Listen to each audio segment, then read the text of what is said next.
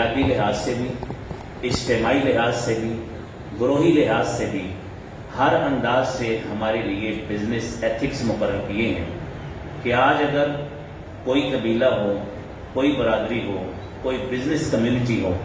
کوئی political party ہو، کوئی حکومت میں آنے والی پارٹی، وہ چاہے انفرادی پارٹی ہو یا اجتماعی پارٹیاں ہوں، ان تمام کے لیے نمونہ وہی ہے جو حبیب کبریا جناب رسول اللہ صلی اللہ علیہ وآلہ وسلم نے مقرر کر دیا ہے۔ آپ صلی اللہ علیہ وسلم نے سب سے پہلا نقطہ یہ ہے، جو محنت میں عظمت ہے، ہڈ حرامی سے بچاؤ، مفت خوری سے بچاؤ، کہ محنت کیجئے، اور یہ وہی محنت ہے کہ جس کے بارے میں قرآن کریم میں اللہ رب العالمین سورہ نجم میں ارشاد فرماتے ہیں، لَيْسَ لِلْإِنسَانِ إِلَّا مَا سَعَىٰ وَأَنَّ سَعْيَهُ سَوْفَ يُرَىٰ، کہ انسان کے لیے وہی کچھ ہوگا جو اس نے کوشش کی ہے، اور پھر جو کوشش کاوش وہ اس دنیا میں اپنے وسائل کو پرسو کرنے کے لیے اور ایکسپلور کرنے کے لیے کرے گا، اس کو عن قریب اس کا پھل بھی اپنے سامنے پالے گا۔ اور اسی بات کو ہی دوسری آیت میں سورہ قصص میں اللہ رب العالمین فرماتے ہیں، جس میں ہمیں دنیا کے وسائل کو پرسو کرنے اور ان کو ایکسپلور کرنے اور اپنا معاشی ذریعہ آمدن اس کو بہتر بنانے کے لیے قرآن کہتا ہے لا تنس نصیبک من الدنیا، کہ دنیا سے اپنے حصے کو مت بھولیے، بلکہ اللہ تعالیٰ نے جو آپ کے لیے وسائل رکھے ہیں محنت کے ساتھ انہیں ایکسپلور کیجیے۔ اور تیسری بات، تیسری آیت کریمہ جو اسی حوالے سے ہے،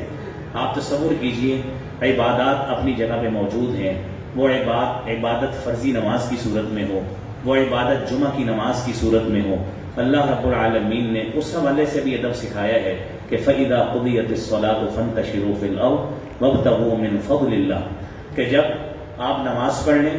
نماز پوری ہو جائے،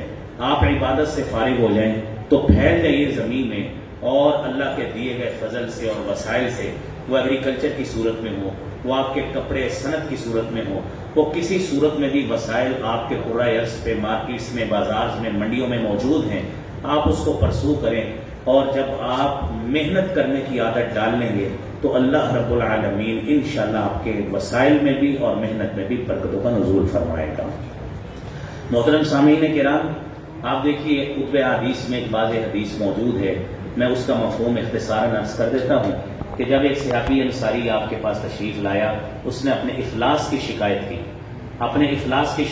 آپ نے پوچھا کہ آپ کے پاس گھر میں کیا موجود ہے؟ وہ کہنے لگا حضور میرے پاس ایک پیالہ ہے اور ایک ٹاٹ موجود ہے۔ تو آپ صلی اللہ علیہ وآلہ وسلم نے اسے کہا کہ جائیے اس کو لے کر آئیے، اور جب وہ لے کر آیا آپ نے اپنے صحابہ میں پوچھا کہ کون شخص ہے جو ان دونوں چیزوں کو خرید سکتا ہے؟ تو ایک صحابی کہتا ہے کہ اللہ کے رسول صلی اللہ علیہ وسلم میں 1 درہم کے عوض خریدنا چاہتا ہوں۔ دوسرے صحابی نے کہا میں 2 درہم کے عوض خریدنا چاہتا ہوں۔ آپ نے اس کو وہ 2 درہم کے عوض دونوں چیزیں دے کر کلہاڑے کا پھالا اس میں دستہ لگا کے اس کو دیا کہ جاؤ جنگل میں جاؤ لکڑیاں کاٹو۔ کچھ عرصے کے بعد جب وہ واپس آیا ہے تو آپ کے اللہ کے رسول صلی اللہ علیہ وآلہ وسلم سے کہتا ہے کہ حضور آپ نے جس کام پہ لگایا ہے، آج میرے گھر میں راشن بھی موجود ہے، آج میرے گھر میں غلہ بھی موجود ہے، وہ فاقہ کشی کی صورتحال ختم ہو گئی، اب اللہ کا فضل ہی فضل ہے۔ لہذا میرے عزیز بھائیوں، ملکی معیشت کا بہتری میں سب سے پہلا اور اولین قدم محنت ہے۔ مفت خوری، ہڈ حرامی اور فضول بیٹھ کر کھانا اور گداگری کے کانسیپٹ کو ختم کرنا، یہ ملکی استحکام کی طرف پہلا قدم ہوگا۔ جب ہم عوام الناس کو ان لنگر خانوں میں لگائیں گے، محنت سے پگائیں گے اور مفت میں روٹیاں کھلائیں گے، تو میرے عزیز بھائیوں پھر قوم میں لوگ محنت کی بجائے مفت خوری میں ضرور لگیں گے۔ دوسری بات میرے عزیز بھائیوں، اگر ہم ملکی معیشت کو بہتر کرنا چاہتے ہیں اور اس میں استحکام اور اس میں سولیڈیرٹی لانا چاہتے ہیں اور اس کو اسٹیبلش کرنا چاہتے ہیں، تو اس میں دوسرا بڑا اہم کام یہ ہے کہ اسراف سے پرہیز کیا جائے۔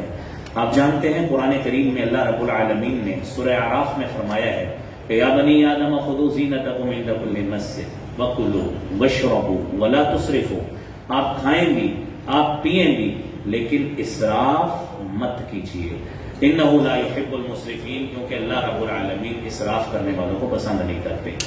یہ اسراف کا کانسیپٹ یہ صرف میرے اور آپ کے لیے نہیں ہے، یہ اوپر حکمرانوں تک یہی کانسیپٹ اور تصور ہے جو اسراف کے حوالے سے، اس کی مذمت کے حوالے سے ہمارے شریعت مطہرہ نے بیان کیا ہے۔ تو اس لیے جب تک ہمارے اندر سے یہ اسراف ختم نہیں ہوتا، فضول خرچی ختم نہیں ہوتی، یہ جتنی دیر تک یہ چیزیں ہم ختم نہیں کریں گے اور ایکسٹرا اپنے تئیں پروٹوکولز اور اس طرح کے اخراجات اس کو ختم نہیں کریں گے، میرے عزیز بھائیو، ریاستیں مستحکم نہیں ہوتی۔ اگر گاڑیاں کام دے رہی ہیں اور چل رہی ہیں تو مزید خریدنے کی ضرورت نہیں ہوتی۔ اگر کسی اچھے پریمیسز میں کوئی پروگرام ہو سکتا ہے تو 7 اسٹار ہوٹل ڈھونڈنے کی ضرورت نہیں ہوتی۔ یہ اسراف ہوتا ہے، اور یہ وہی بات ہے جس کو قرآن کریم میں سورہ بنی اسرائیل میں دوسری آیت میں اللہ نے فرمایا لا تجعل یدک مغلولۃ الی عنقک ولا تبسطها کل البسط فتقعد ملوما محسورا۔